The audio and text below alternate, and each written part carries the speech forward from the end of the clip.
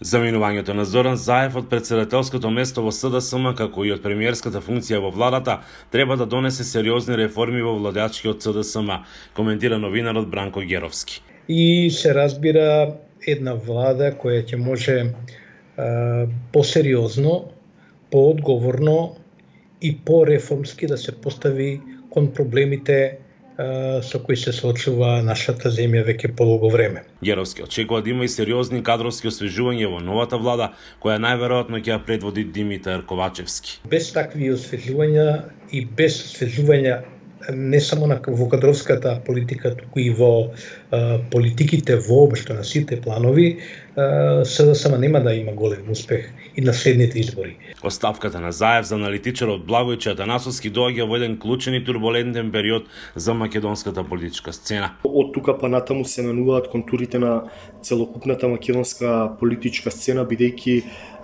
Зоран Заев во изминативе 10 години ја одбележа македонската политичка сцена како еден лик кој учествуваше можеби во едни клучни историски процеси за Македонија. Случувањата во СДСМ доаѓаат во исто време кога Христијан Мицковски пак е реизбран за претседател на ВМРО-ДПМН. Потврдувањето на челната позиција на Мицковски значи своевидна рехабилитација, би рекол, и консолидација на ВМРО-ДПМН како победничка партија на последните локални избори.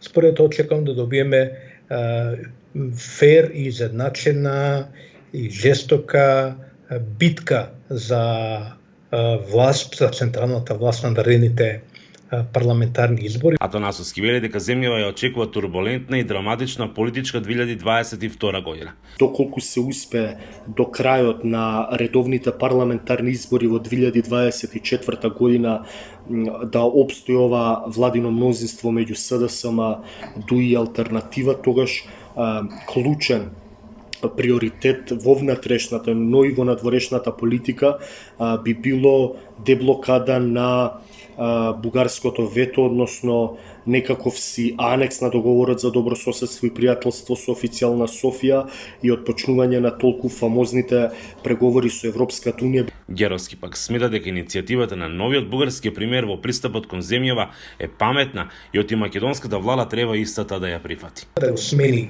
преговарачкиот тим кој исцрпе својот мандат, се покаже како неуспешен и со еден нов преговарачки тим да тргнеме во едни нови разговори на нови теми со нова енергија во Софија. Од Охрид за Гласот на Америка, Мики Трајковски.